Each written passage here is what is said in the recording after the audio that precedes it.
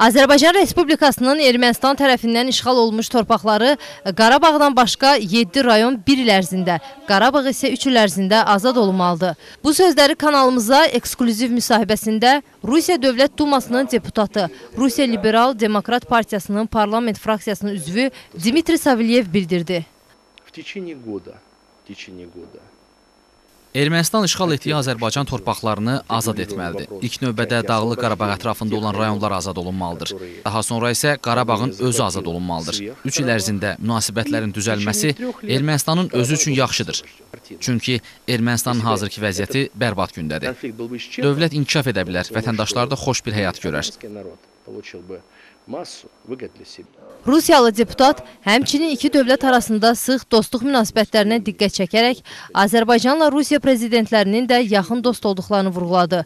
Dmitri Savelyev regionda yalnız Azərbaycanın tam müstəqil dövlət olduğunu və müstəqil siyasət yürütdüyünü qeyd etdi.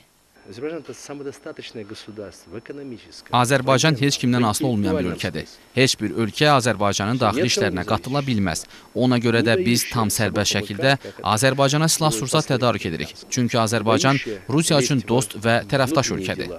Biz əminik ki, bu silahlarla Azərbaycan həm özünün, həm də Rusiyanın müdafiəsi üçün istifadə edəcək. Dmitri Savelyev sanksiyalar dövründə Azərbaycan məhsullarının Rusiya bazarındakı mövqeyinə də toxundu. Azərbaycanın təbii məhsullarına Rusiyanın böyük ehtiyacının olduğunu qeyd etdi. İqbal Rüstəmov, Sərxan Sadiqi, İntiraz, Moskva.